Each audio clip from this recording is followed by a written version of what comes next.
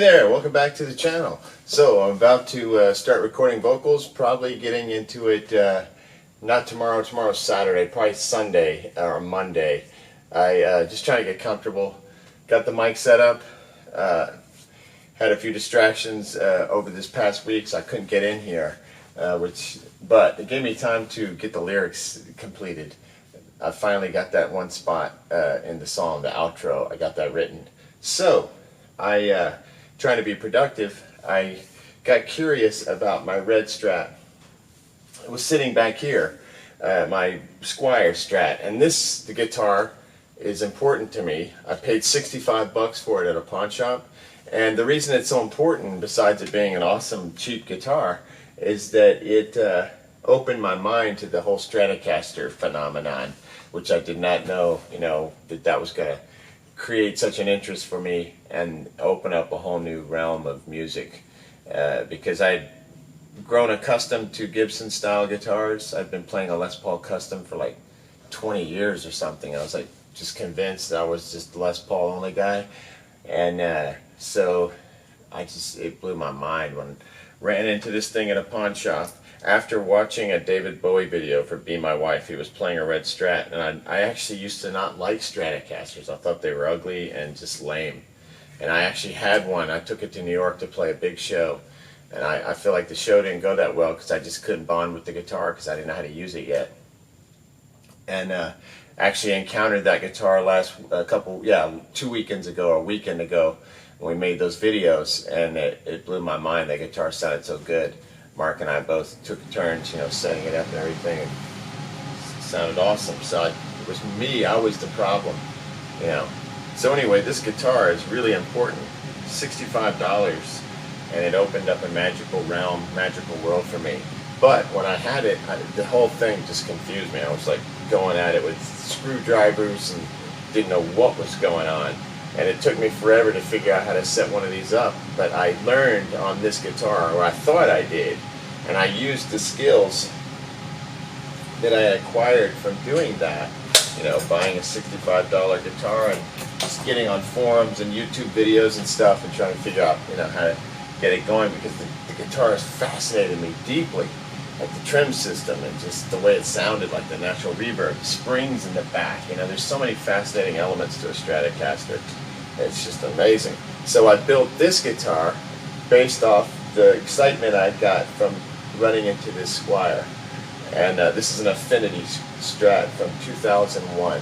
I got two of them that day, the blue one and the red one. The blue one didn't have nearly the magic that this one had for whatever reason.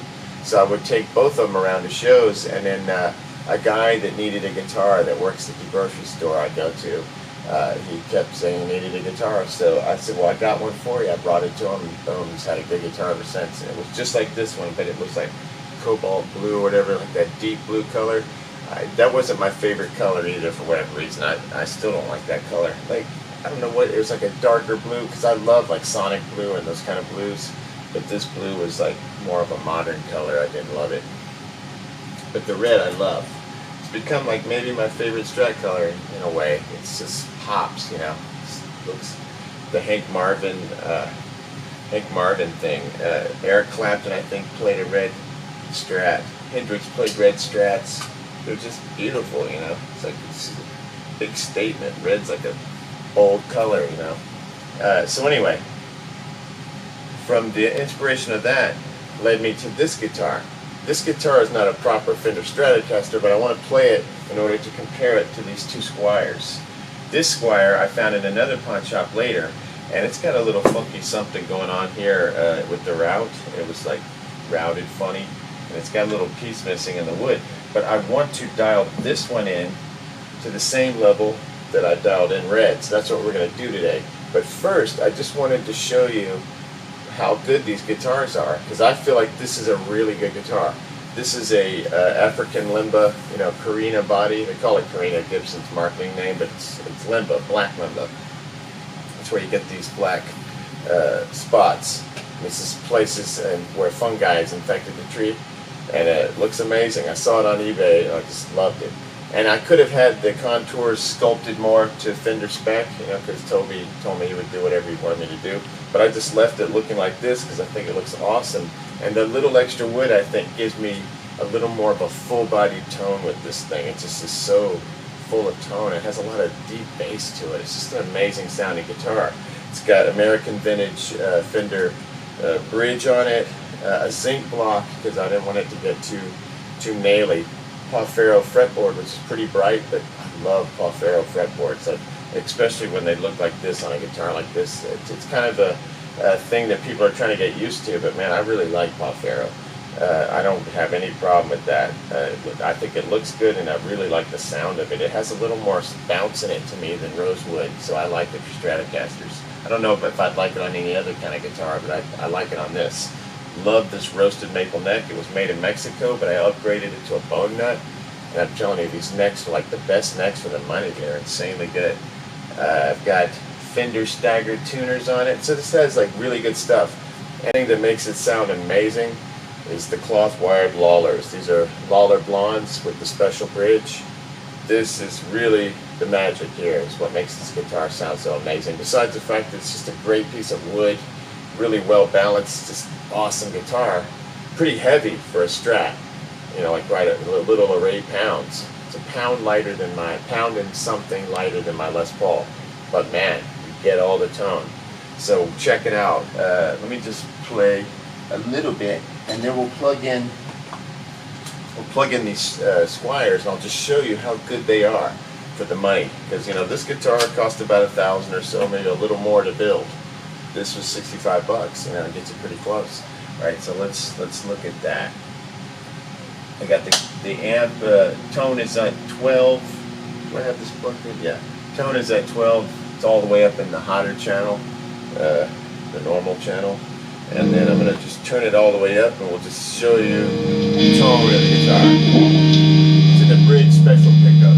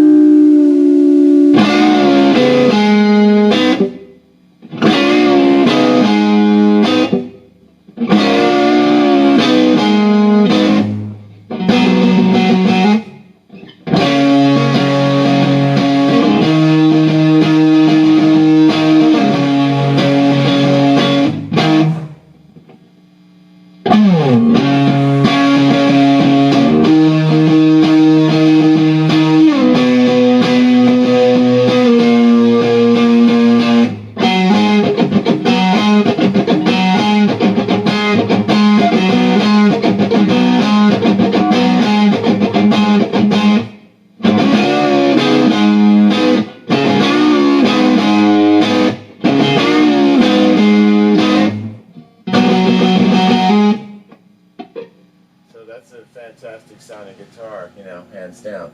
Alright, so, but it took a lot of effort to get this guitar together, and about $1,000, maybe a little bit more, you know, with all the this and that. I actually had to pay a tech to do some things on it that I got confused by, so, you know, the price kept going up. This was 65 skins out the door in a pawn shop, so, you know, but you don't get the level of refinement and all that you get from that Strat. But I just want to show you that it's not completely different. I mean, there are a lot of similarities. You still get the Strat sound and very good playability if you know how to set it up right. And I'm going to try to show you, at least what I do. Okay, so here we go on this one.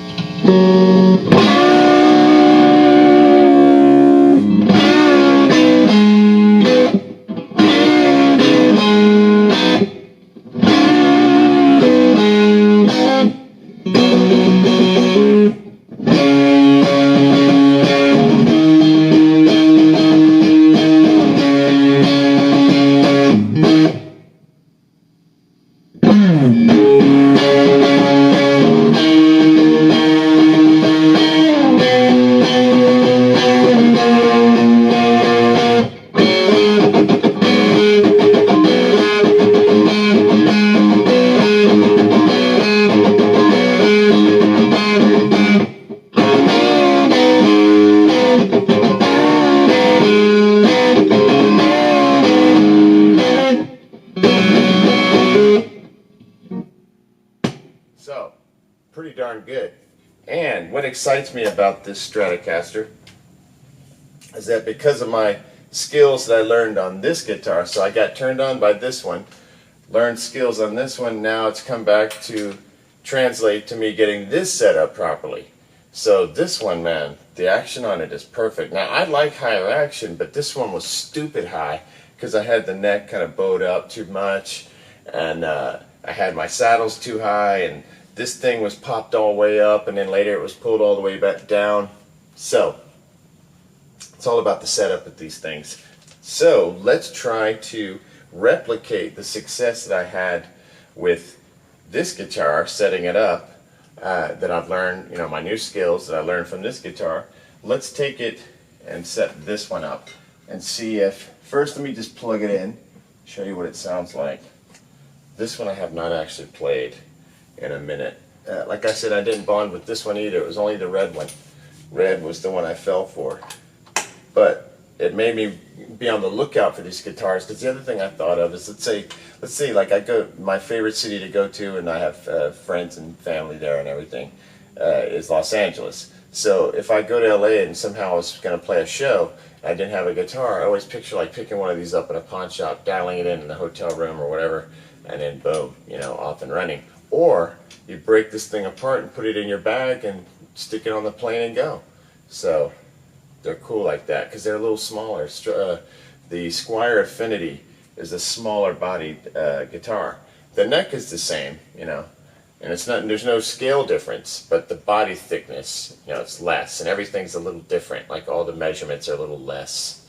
It's weird, except for the neck pocket. I think that's standard. All right, so let's see what this one sounds like. I can't remember actually. This one's in standard. The others were pitched down 1/2 to E flat.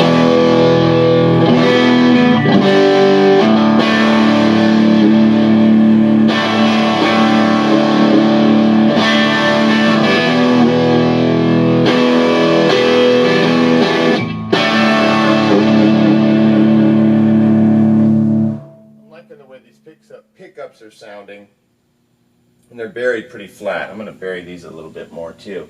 A quick word on these pickups. They are ceramic pickups, and what I think makes them sound good, and some people will say it doesn't matter, but that they put the 2 magnets on the sides of the poles like this instead of putting one on the back. It may not matter about magnet placement, but it may just be the quality of the magnet. But I found that these sound better than the bullet pickups, the one where the magnet's just sitting on the top. I like these where there's 2 magnets on each side of the pole pieces. They just sound a little more, I don't know, just a little nicer. They have a little more dynamics to them. Okay, now let's set this baby up because I'm actually excited. This one sounds pretty good. Okay, so step 1, turn all this off for a minute. We can turn it on again later. Wait, I'll just leave it on standby so we can just plug it back in. And I've got a tuner down here because all my other tuners are giving me trouble. All right, so first things first. We're going to take the strings off. Now that we know we can spend $65 and get a guitar that sounds in the realm of this $1,000+ guitar, it's exciting, you know. That starts getting exciting. All right, so let's take the strings off. The way I string the guitar, it usually doesn't take too long to get these off because there's not tons of guitar string on the post, which I believe this method that I use is a really excellent method for Stratocaster, any kind of trim guitar, because it's easy to get the strings off. You don't spend a lot of time fighting it. Watch me fight a whole bunch. And if you want to save them, if you want to try to recycle them, if you get desperate, I've tried it. Sometimes I'll leave strings around like that. It's hard to get them back on again because they're now cut, but you can sometimes use them. But I will be talking about the stringing method because I think it's a big factor in the success that I've had with these Stratocasters, setting them up. It really helps with tuning. I think it's like 85% of it. As long as you get everything else pretty much dialed in, this stringing method that I will show you when we get to that point is quite good. every once in a while in this Loctite method that I'll be showing you, it'll get tricky to take it off because it'll wrap around the post in an awkward way. But so far so good. These are coming off easily, which is nice. I got the camera running. I don't want to waste tons of time doing something that's not super assisting anyone, like talking about some of this stuff does. Some of the setup stuff is like secret stuff, man. It takes a long time. You have to get on these forums. Sometimes you don't know who to listen to. You know, you might go the wrong direction. So it takes a minute, but it has to be a personal journey, I think. If you're always relying on other people, then you have to always rely on other people. I'm big on DIY just because of the personal freedom factor. It's not even the money. Most luthiers don't even charge much. It's a shame that they don't make much money doing all this hard work. But so it's not the money, it's the convenience factor. It's the freedom, you know. Okay, let's get this baby off and we'll be on our way. Probably should put my reading glasses on. Got them out. Yeah, I should have these handy. Oh good, and these are the ones that have 2 stems on instead of just one, like all wacky style. Okay, yeah, I have really good vision, just really tight up close when it's not a lot of light. It helps, but then I can't see anything else. Here, I'll put these on the top of my head. Alright, so now we have this beautiful white Squier, Affinity Squier Stratocaster, completely stripped of strings. On the back, we have our trim claw. And the trim claw is exposed to the point where the screws are smooth. So on these tuneful screws, these musical screws, you go up, I mean you can go up however you want. On my Stratocaster here, I've gone up pretty far. It's pretty far up. On these, I've gone up to the point where you can see, where you can't see any thread. You know, it's just the smooth part. So they're up there pretty far, but not super far. I've just found that's a good position. What I'm going to do first is I'm going to, I don't need to take the springs off, luckily. The springs are okay. What we're going to do instead is work on this bridge. So here's what I do first. On the back, if you needed to move the screws forward, I would always kind of err towards moving them up towards the body first. You can always back it back out again. But I've found better tuning stability when you're kind of, you know, at a point where it's not super wiggly. You know, you've got it so far back that there's not enough tension. All right, real quick, I'm going to clean this up. I brought a little bit of olive oil. That might sound strange, but I learned from a StewMag video, and I finished this guitar in shellac. In order to get the shellac on, you really want to use olive oil because it provides like a lubricant. I ended up really liking the olive oil because, man, it gets off like anything. I was using coconut oil, which also works well also, but it gets harder. And for some reason, the olive oil got some stuff off my Les Paul that had been stuck on there for years. It was like a waxy cleaner I had used once that had left some residue, and I thought it was on there for permanent. I could not get it off. And I'd used like different Gibson's cleaners, different cleaners, people like car cleaner stuff. I'm just kind of rubbing some olive oil on a little bit on the fretboard, and I always use these cloths that are have a slight abrasive quality to them, just to you know, get it in there. All right, I usually don't use much on the fretboard, but I haven't cleaned this guitar up since, I don't know, I got it 3 years ago maybe. It's been sitting in my son's room. He played for a while, but now he's heavily into saxophone, thank God, because I love hearing that instead of just another guitar player. We got a jazzer in the house. All right, so now I'm just going to clean up the back with this olive oil, just kind of wiping it on the body. Gets rid of like sticky residue and just junk. And it'll put a really nice shine on it. And it's also great on metal. All the metal parts clean up really nicely with it. So I'm impressed. I really like olive oil. And I use the extra virgin stuff. It's more expensive, but you don't only need just like drops. It's like just, you know, a very small amount. But it gets off all the sticky residue, and just seems to clean it, and it's natural. You know, I like natural things on natural surfaces, and all this wood and even plastic is, you know, ultimately natural. So I think it reacts well to olive oil for whatever reason. So now I've got this thing really clean and nice. Everything's, I mean, I haven't gone crazy cleaning it, but I think it's clean enough. And I like these rags. Okay, so for tools, first things first, we're going to work on this bridge. And all I need is this nice big screwdriver with the fat Phillips head. I don't like wimpy screwdrivers. So I've got like this nice Sears Craftsman one from the 80s probably. And what I'm going to do is I'm going to loosen up all of the screws, unless they're stripped, all of the screws on the top of this bridge. Just loosen them up. So there's 6 of these babies. I have never worked with a 2-point trim. It's a different effect. It's the Jeff Beck thing where you get more flutter, and there's only 2 points of contact. But I've never fooled with one of those. My only experience has been with this one, the 6-point, and I like it a lot. Okay, so the first step I did to set this thing up, and this is just what I do. Your mileage may vary. Somebody else will tell you that my ideas and methods are stupid, and there's lots of videos on how to do this, but this is working for me, so let's go with it. All right, I loosened up the bridge just enough so that the screws are not flush to the metal. You can see that the bridge is just kind of like sitting here, you know, trapped by the screws, but not all the way to the body. It is kind of flat in the back. So I want it to float, you know, just like an eighth of an inch float. Same way the red one is floating, same way the Black Limba is floating. So how do you do this? I'm going to take the arm and run it to the back of the guitar like this, like towards the jack, because it's kind of tight. And then I'm going to press the arm down like this so that the whole trem system is really flush pressed down to the body. Step 1, I'm going to go to the outer screw, the E string screw, and I'm going to go all the way down.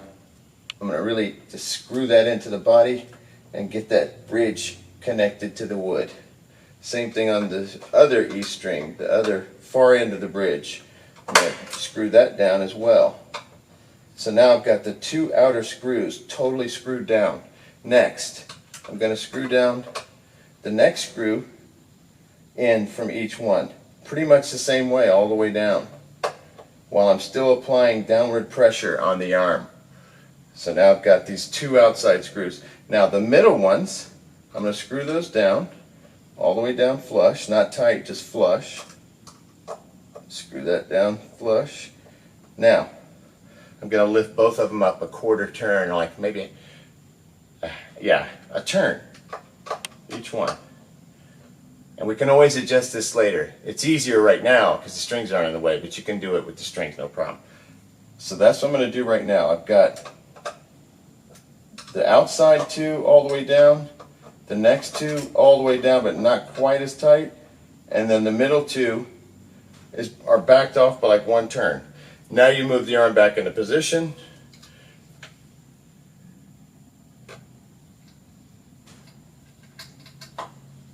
Okay, one more thing, I'm going to make sure this screw here is completely flush. It looks a little weird, like it doesn't want to go down. There it is. Okay. Might be a little stripped right there, but I'm gonna count on that being okay. You'll notice with these Squiers, fit and finish is not always right. This one's funky. I noticed at one point that the claw was touching the side. I got that sorted, and there was a little chip out right here. I don't know if that's a factory defect or if it got banged right there, because there's a big crack right here in the finish. So maybe it got whacked. Bet it just fell over and that piece just popped off, like just chipped off like plastic. Or no, I think it broke off, I can tell. Anyway, it's a good looking guitar. Alright, so now, that's how I set up the bridge. We haven't talked about height of the screws yet, of the saddles, and we haven't talked about intonation, but the intonation screws are in the back, and that's fairly easy to do. I'm going to have to intonate it because I'm going to put 11 through 52s on it. Okay, so now, we're going to hope that the bridge is right. Remember, I did the outside 2 screws all the way down, the next one pretty much all the way down, and the middle 2 slightly up like a turn out. Okay, then on the back, I've got 3 screws, and I've got them in the kind of V pattern. Yeah, I might move this one over one more notch to give it that V pattern. And the way you get these springs without killing yourself is I'm going to back the screws out of the claw until I get it really relaxed right there. Then I'll take the spring out. Here's the spring. And then I'm going to go back to this claw, and I'm going to just put it in a hole so I have more of a V pattern. Did that go in? No, that didn't go all the way in. So I'm going to unscrew this a little bit more to provide a little more slack. So these are the two trim claws, and if you get them out enough, it takes all the tension away, and the springs are not so hard to drag over. Oh, that's right. I always put this end in the hole of the trim block, and then pull up from there to the claw. And now we have this kind of V pattern thing going, where you have one in the middle and 2 like that. It doesn't look exactly right because, like I said, this whole thing is off to the side a little bit. The routing on this guitar is funky. Something went wrong. But this was a $75 guitar, still under $100 to get a quality machine. All right, so I'm taking these screws up pretty far to get the same look that I've got with the red and with the Black Limba. That looks good. So I got these screws pretty far up there, about a ½ inch away from the edge, which is pretty far. I've got that one up to almost like a quarter inch. It's pretty far up there. And I just find that gives, when I get these screws up there pretty far, now this is just my observation, everyone's different again, I just feel like it provides a little more of that body wood connection.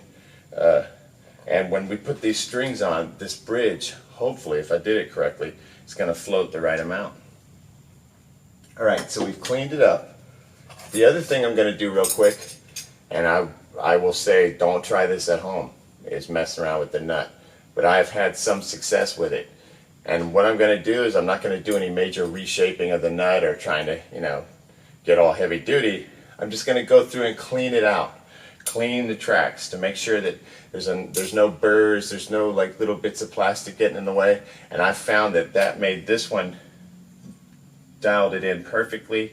Now I can step on the trim, it doesn't go out of pitch or anything, just like this one. This one I had a guy do a bone nut, and I still had to do this with that one. Even after he'd set it up, I had to drag on the G string where it was getting stuck. And you just go back and forth a little bit, so that's what we're going to do right now.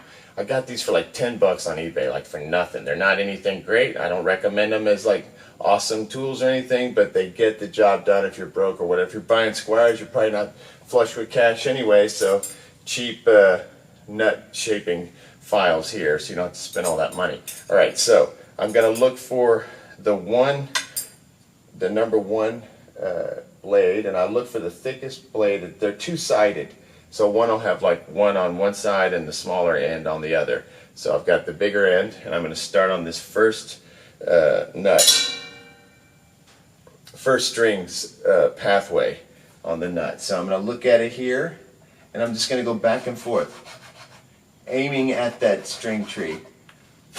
I saw a little bit of movement, a few little burrs, and that should do it. Just back and forth a little bit, opening it up, making sure there's nothing in there that could catch your string.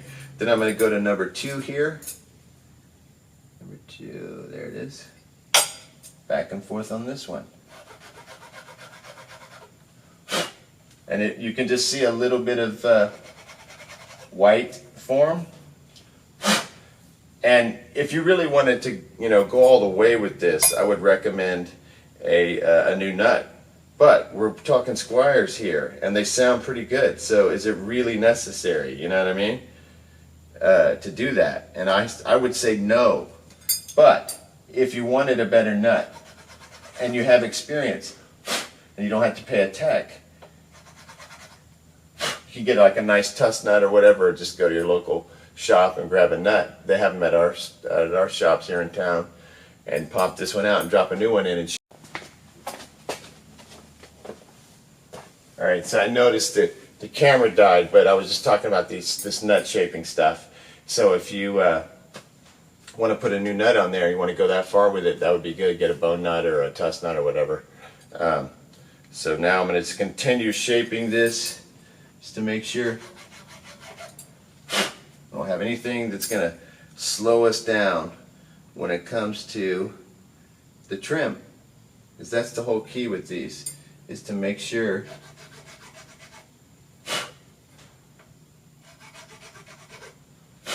that you're going to stay in tune when you're coming back into pitch from pushing it down or picking it up.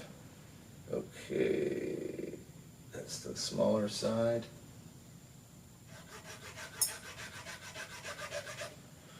So you can tell I'm just going back a few times. I create a little dust and move on. And I'm not trying to get a major change going. I just want to make sure there's nothing in the nut track or path that would cause the string to get hung up when it's coming back. Okay, that looks pretty good. And once again, I got these on eBay for very, very inexpensively. Oh, next thing. Let's do a neck adjustment. I noticed the neck is bowed just a little bit more than the red one. Not as bad as the red one. The red one was way out of whack. But it's still a little off. And the necks are really easy to adjust on this. Oh, I know where I've got that Allen key in this thing. Try to keep all this stuff together. I have a whole new trim cloth system I could have used, but there's no need for that, luckily. But I could always upgrade. Except you have to get Squier size, right? So here is the Allen wrench. I wish I could tell you the size. It's not the same as the real fenders. All right, so I'm going to move it pretty far, trying to get it as straight as possible. Yeah, it's pretty over. And usually when you do a neck adjustment, you're going to move it about a quarter, turn, and then wait. But I already know what I'm trying to do here, so I'm going to take my chances on a big jet plane. Okay, let's just say that that's going to be straight enough for now, and I can do another little tweak once I get the strings on, because that's when you really can tell where the neck's going to sit, is once you have the strings in place. Let me just do one little quick turn again. Okay, there's that. Now, this to me is the moment of truth, the stringing of this guitar. And so here we are with our NYXLs, the world's greatest strings, at least for me. I love these things. The only thing I don't love is that they don't package them in like separate packaging. All this, it's just like all wound together in one deal, which I find a little bit weird. All right, so, and I'm dumb as hell, so I'm going to go slow, and you'll hear me like double checking everything, because I'm the dumbest human ever. Let me get my glasses, because I'll make stupid mistakes that you wouldn't think somebody like me that's had some experience would make. But I would never be a good like luthier or tech like that. I'm just too stupid. All right, so let's see here. We've got this.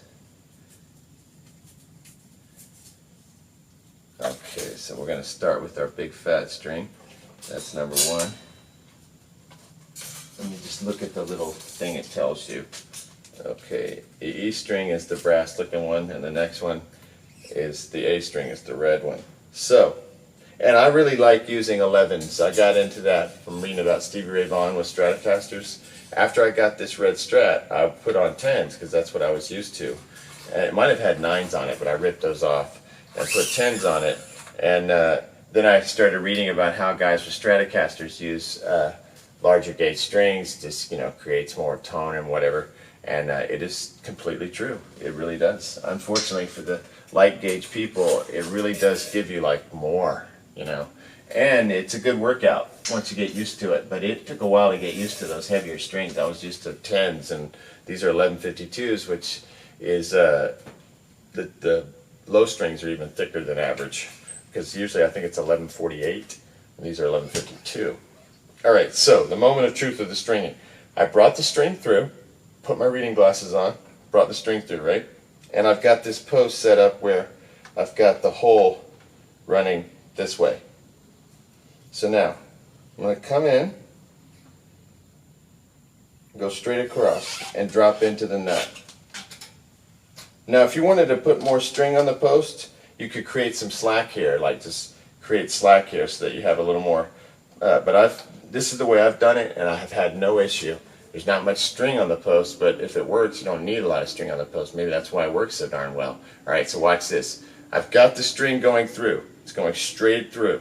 I'm going to bring it back towards me, like this, and then underneath the string itself. You got to take the whole string and go underneath the string all the way down, underneath it. Keep going, and then really pull it. You got to pull this way so it's taut, and then bring it back over itself and hold it down with your thumb as you wind it up.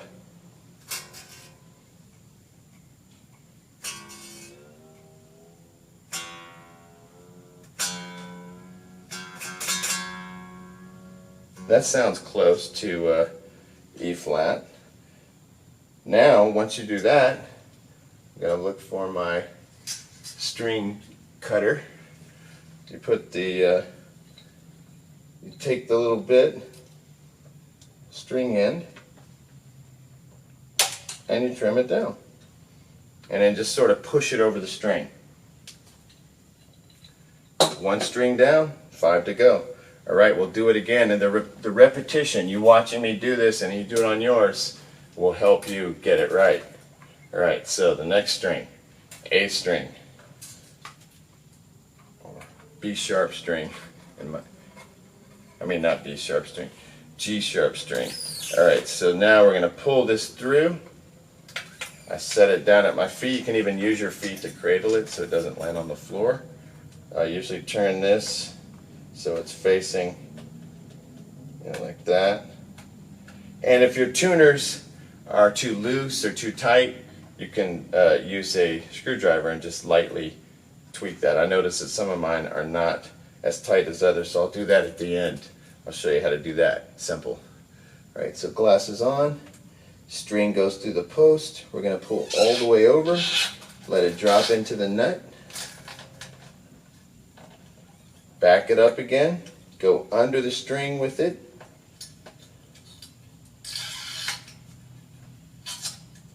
Pull, like once you get that taut, pull back down, hold it down, turn the key, turn the machine head until you get some tone on it, and then you can clip it so that you don't have the string remain in your way. That's really annoying. Gets to be too many of them. And I saw a guy saying to trim them pretty close. I kind of don't, but that's what they say to do. Okay, that goes there. Glasses are annoying. I'm sorry for people who have to wear so many glasses. All right, so next we're going to do the black string. That's our D string. The green is blue. So here's our green and black. They put them together. This is what I don't love about these sets, because I'm always worried I'm going to bend them trying to get them separated. And once you bend a string, it's going to goof up on you. Okay, so I need the black one. I don't want to mess up my order. There's the black string. I'll put the green one right there so we don't lose it.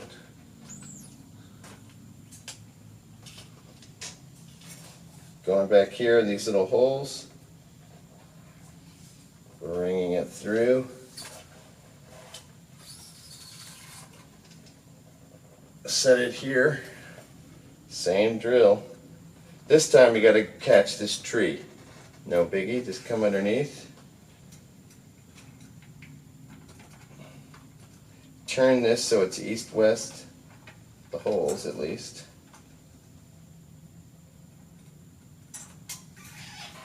if north is towards me and south is towards my feet, east, west, you know, this way. All right, so now we're going to go this way, back behind the string, underneath the string, press down, and boom.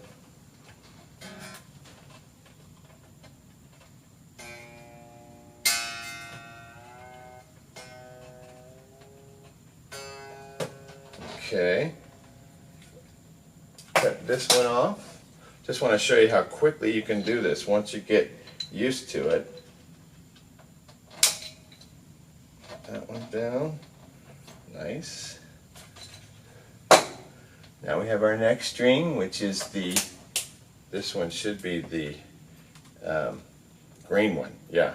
Now our green string.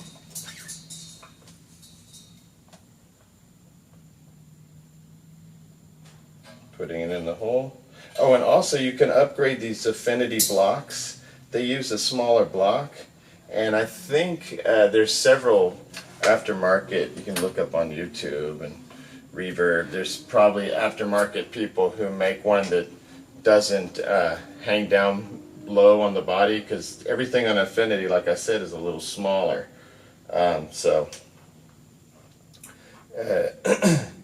Otherwise, the block falls, it kind of hangs down through the bottom if you use a bigger block. But it's a nice upgrade.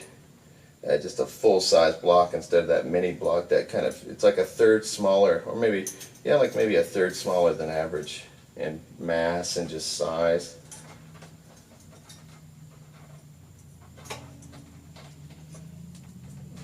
Okay. One more string here going on.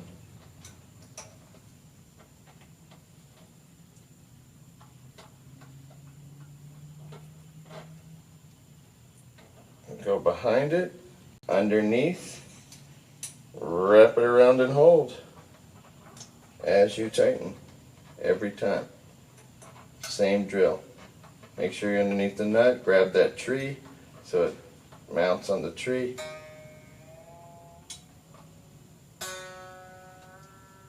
Okay, cut this one off.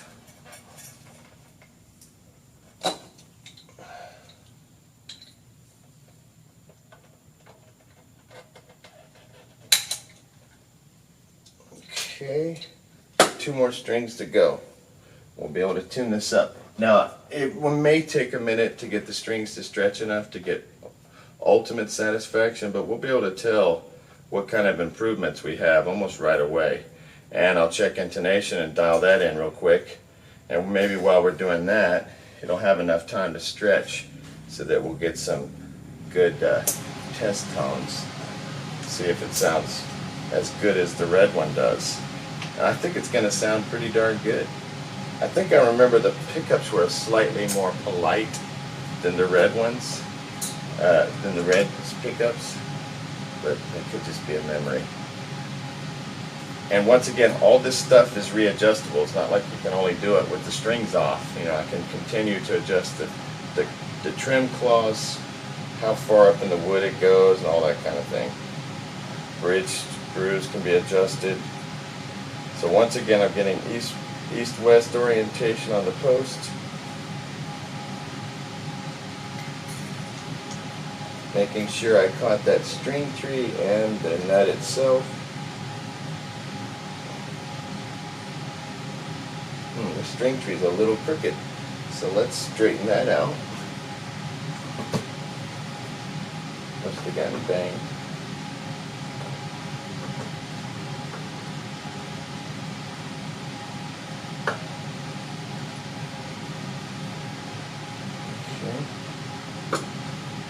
It's actually angled for a reason. Alright, so now I'm going to go back behind this, underneath, and over and hold. And you can see how fast this method works. There's not a lot of extra string.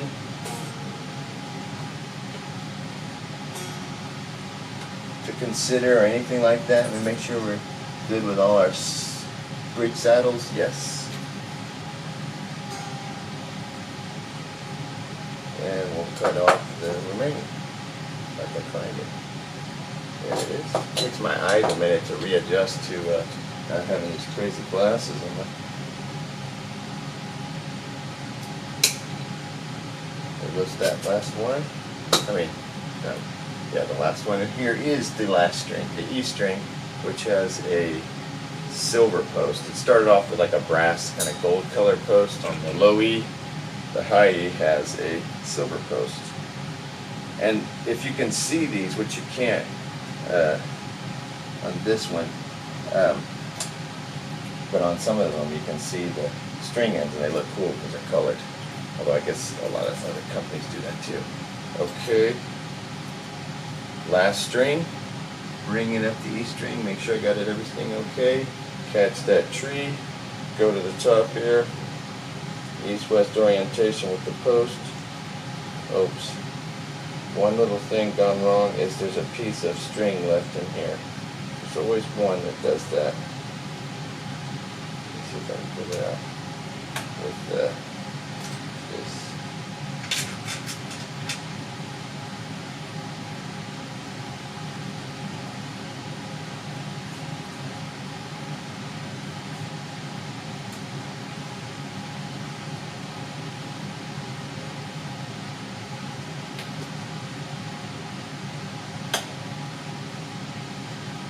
There. Just got it with my fingers. Okay. Where'd that string go? So now we're going to bring this one up, get it in the nut, attach the tree, bring the glasses down so I can see. East-west orientation on the post. So the hole goes through the hole. I'm going to pull it that way. Bring it back under and through. Hold it down as you turn.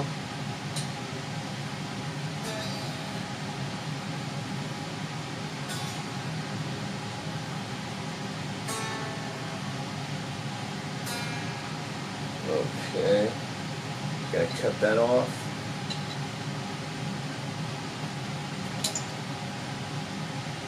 Cut it too long.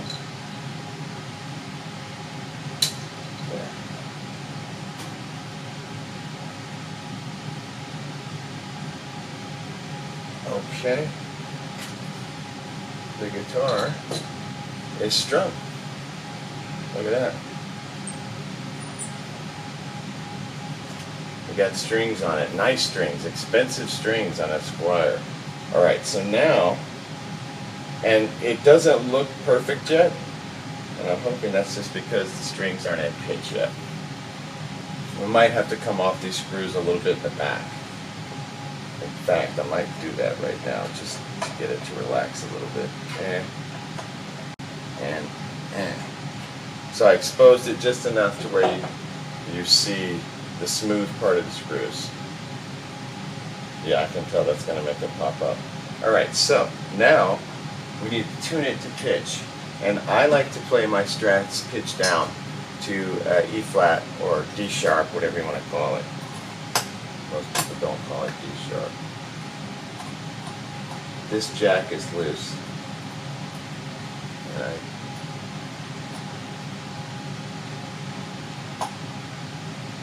I'll have to address that. Okay, now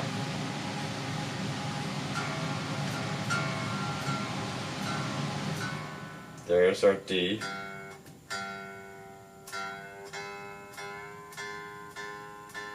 G sharp instead of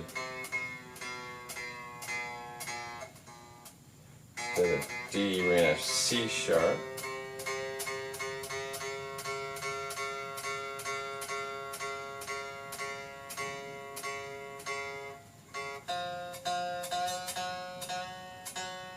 F sharp instead of G.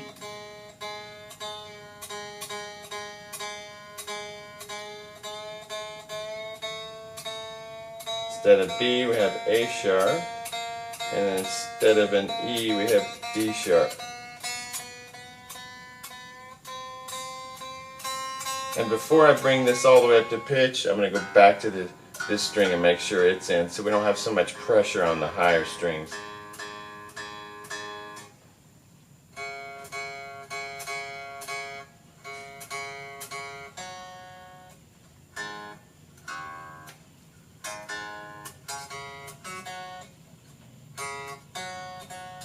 There's the F sharp.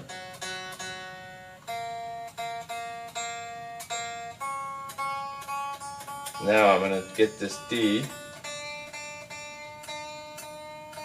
I always get nervous when I'm pitching up the E string. I think it's going to break it. Okay, now the guitar is pretty much in tune.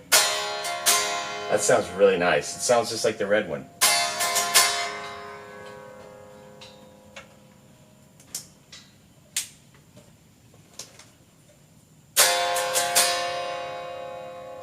It's very similar, which is it's a good news. I think the neck placement, the amount of screws going up in the trem claw,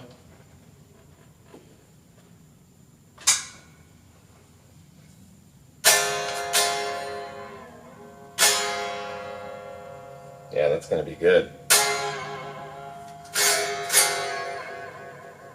Okay, now, next step after you get the strings on like this, we're going to stretch them. So, hopefully I won't need these glasses anymore.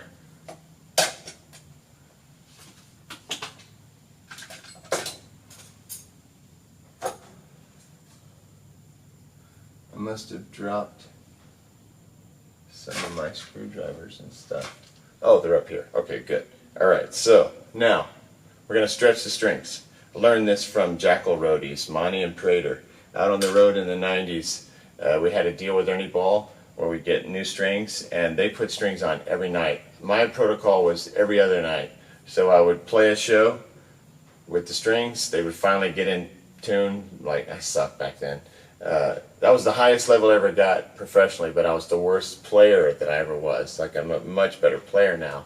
Just don't have those, same professional opportunities anymore. But it's weird how that is.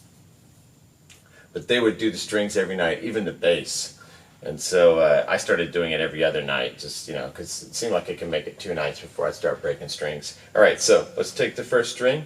You put your 4 fingers underneath it, and your first thumb, your only thumb, on this string like this, and you're going to oppose by pushing down with the thumb and lifting with the fingers as you go up the string. So it's like 1, 2, 3, 4, 5. Then I'll do the same thing here.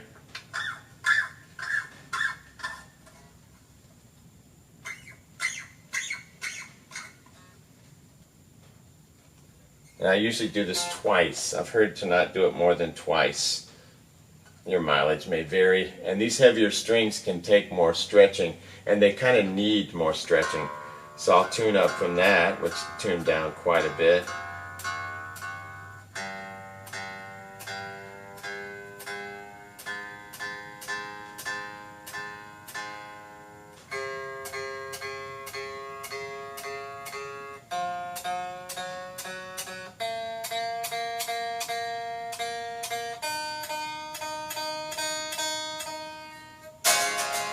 Pretty much in tune with itself, and then you do it again.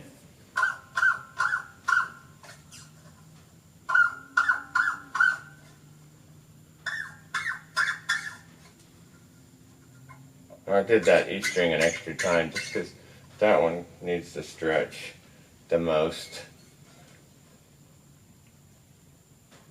So I did this a total of 2 times all the way across. Then I'll retune again.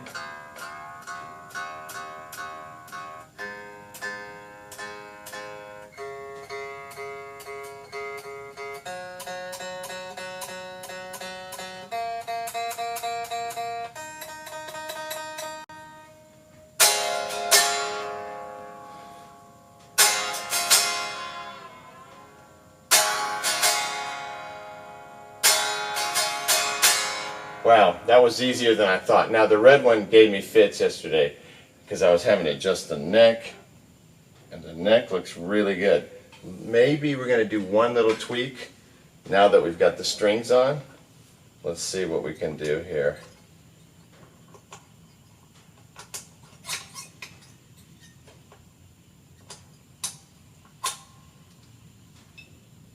Just a little bit.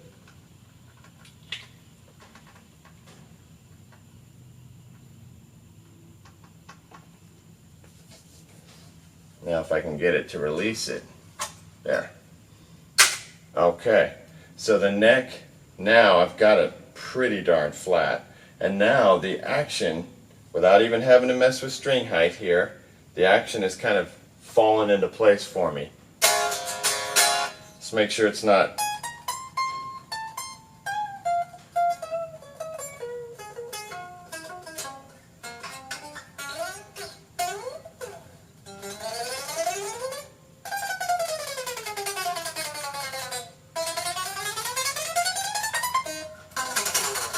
It's not fretting out. I like higher action, but I had these set up stupid. The necks were bowed, and now these things can really perform. It's exciting. Alright, so now let's unplug this, go back to the amp, and see if we can get some good tones out of this white one, because this white one does look good.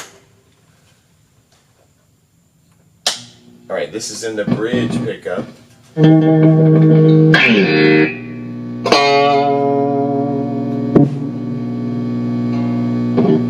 Oh, this jack.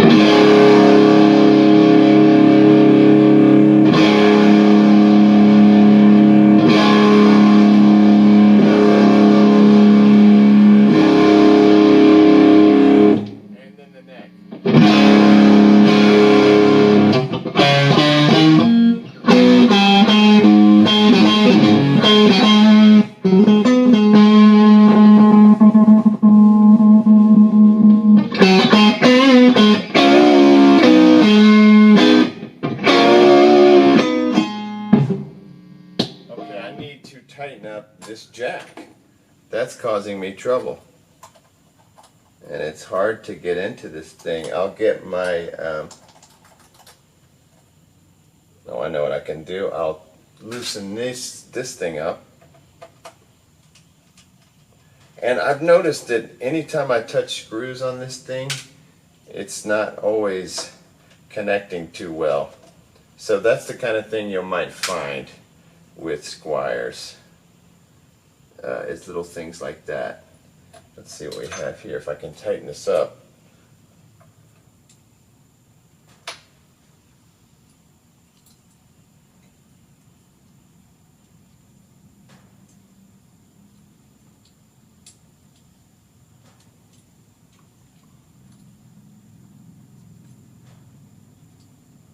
And I have done some work on the red Squier. Stupidly, it was a waste of effort. I upgraded the pots to Bjorn's because I'd had good luck using Bjorn's, and it was kind of a waste of time. I don't think the electronics are worth upgrading because they sound, in the Affinities, the sound is pretty good. So I'm just trying to tighten this up. I don't have a good tool to do it, and it might be stripped or something. It's tightening up.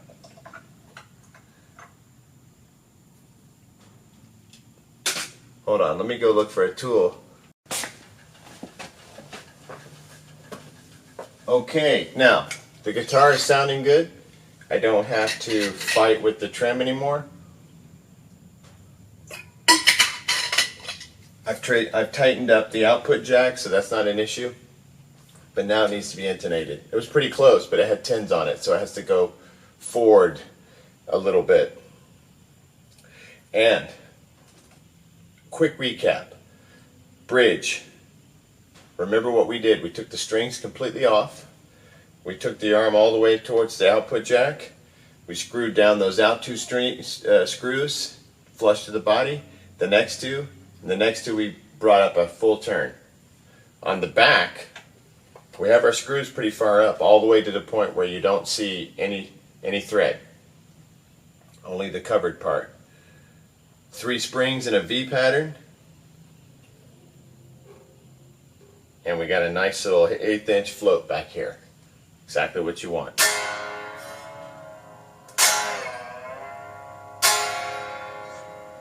Perfect. Alright, so, and I'm getting good connection with the wood. I can feel it. Like, this is what I like to feel. Feel the right kind of vibrations.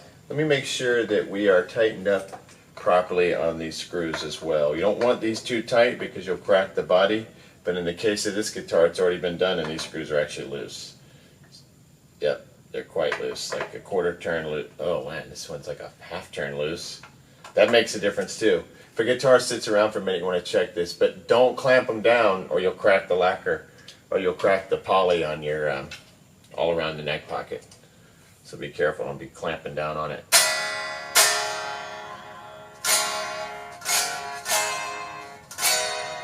Okay, now intonation. I'm going to check the D sharp, get it perfectly in tune. Then I'm going to go to the 12th fret. Pretty close. So we need to go this way. So I've got the screwdriver. It's a Phillips head, small Phillips head. You've got a Phillips head right behind that saddle. I'm going to turn it left to push it up. It's going to push forward quite a bit to get it in tune. And you have to retune the string each time after you do it because it's going to change it.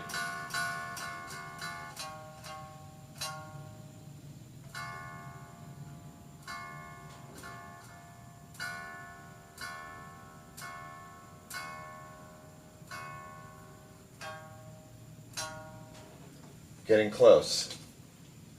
This is like the last little step. And it really, I mean, you've got to do it with any guitar, but you really got to do it with a Strat, or it's going to sound nasty. And this is another place where you'll notice some cheapness is in your hardware.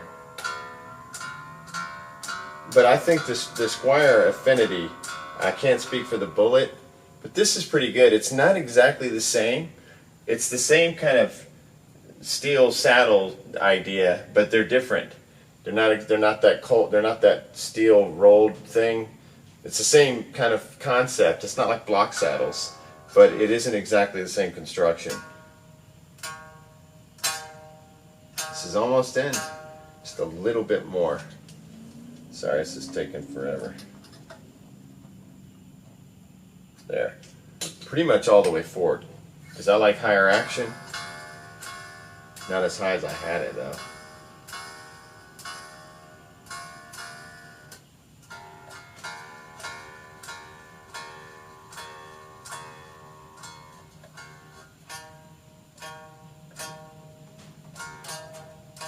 Helps to have extra parts laying around too for these guitars. Okay, pretty much got it.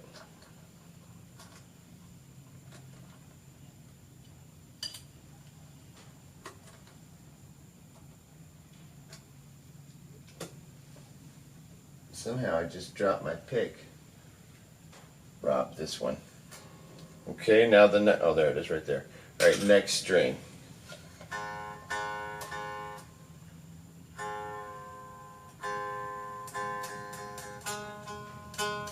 Oh, this one's almost perfect already.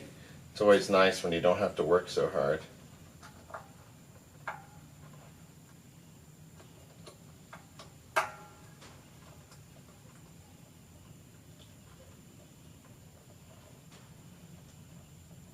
Okay, that should do it.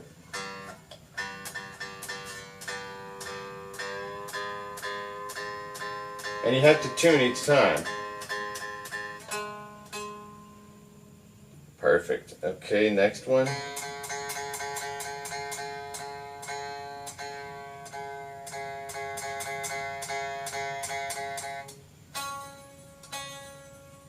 That's in. That's always nice.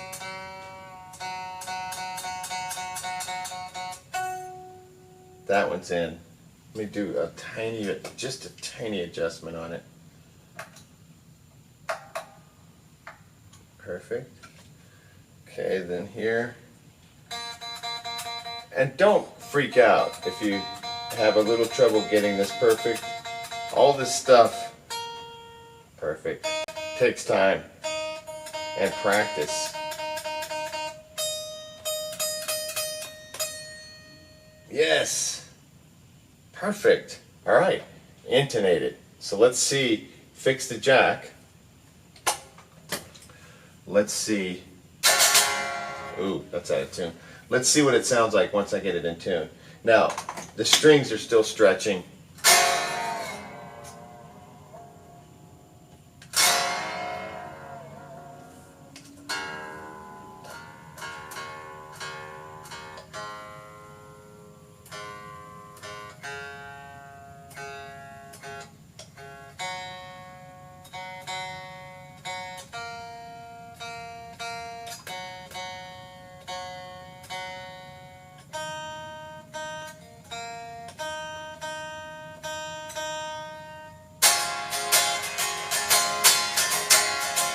Nice little slingy, stratty sound, you know, just acoustically. You can hear it just slinging.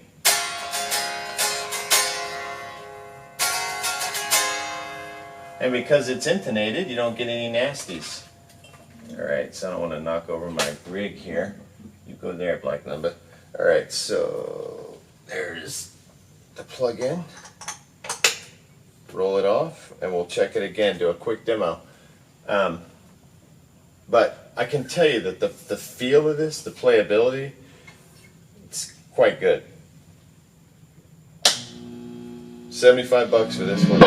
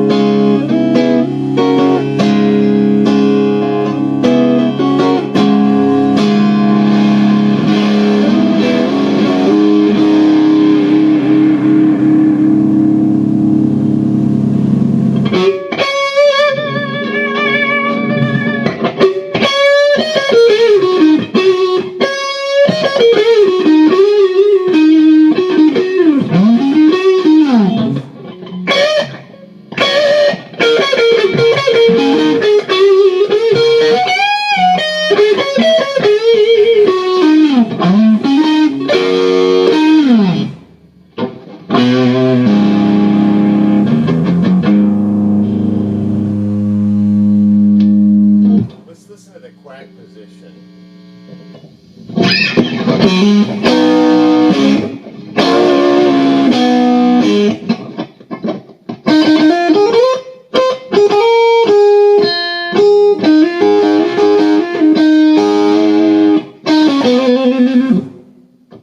This guitar is really good, I'm telling you.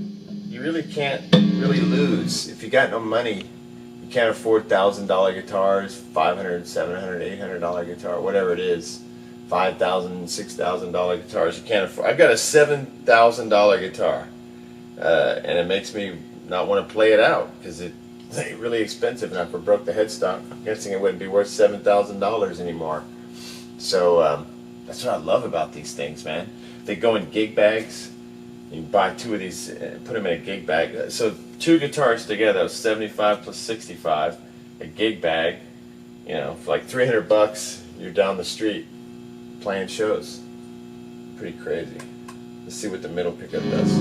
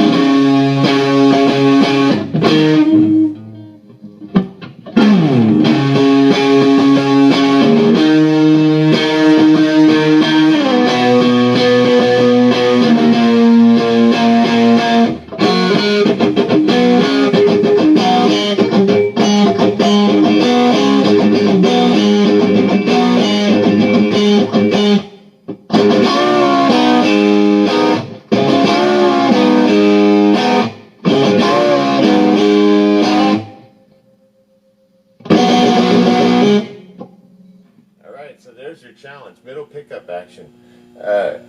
You got no excuse if you say, oh, I can't afford to play, guitar. Too expensive or whatever. This isn't going to be this won't set you back too much. And, if you really need a guitar and you can't get one, let me know.